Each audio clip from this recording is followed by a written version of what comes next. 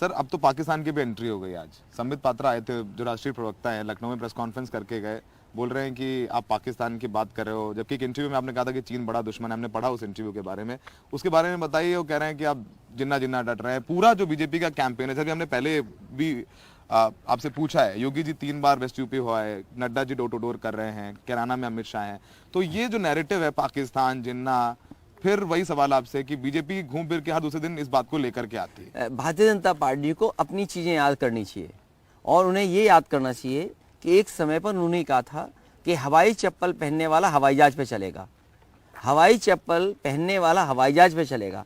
आज तक कोई हवाई जहाज पे नहीं बैठ पाया गरीब, और हवाई अड्डे बेच दिए, हवाई जहाज बेच दिए। और जहाँ तक सवाल पाकिस्तान और चीन को लेकर के है, उन्हें कम से कम पहले सीडीएस बिपिन रावत जी ने क्या कहा था, उन्हें कम से कम जो सीडीएस उन्होंने बनाया, जिनको वो सम्मान करते हैं, पूरा देश सम्मान करता है उनको, उनसे पूछिए कि उन्होंने क्या कहा था।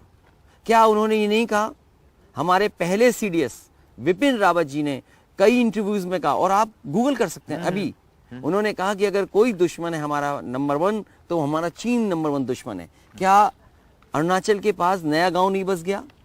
लद्दाख को लेकर के हमें कितना प्रेस के सामने जवाब देना पड़ा, न जाने हमारी जमीनें कितनी छीन ली गई। तो हमारा दुश्मन नंबर 1 और नंबर 2 दुश्मन, बड़ा दुश्मन, छोटा दुश्मन, सवाल वो है। लेकिन भारतीय जनता पार्टी पहले सीडीएस जो बने थे उनका भी स्टेटमेंट नहीं पढ़ते हैं। जो लोग ये बात कह रहे हैं उनसे कहिए कि तुरंत अपने बनाए हुए सीडीएस बिपिन रावत जी का स्टेटमेंट पढ़ें, उन्होंने क्या कहा, और जो बिपिन रावत जी ने कहा वही मैंने कोट किया है। आपने बिपिन रावत जी को कोट किया कि मैंने यही कहा, क्योंकि सीडीएस का कहना कौन नहीं मानेगा।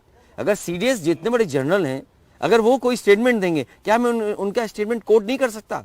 भारतीय जनता पार्टी को क्या तकलीफ है कि मैं सीडीएस बिपिन रावत जी का स्टेटमेंट कोट कर रहा हूँ?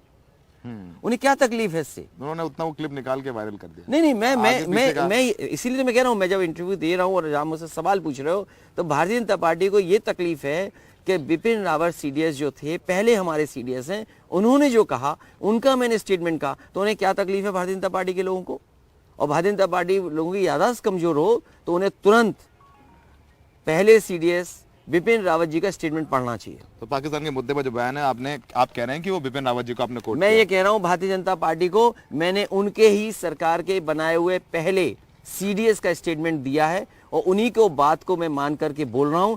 क्या वो पहले सीडीएस बिपिन रावत जी ने स्टेटमेंट दिया, जो तमाम जनरल समय समय स्टेटमेंट देते हैं, उसका मैं मानूं या ना मानूं, ये भारतीय जनता पार्टी जवाब दे।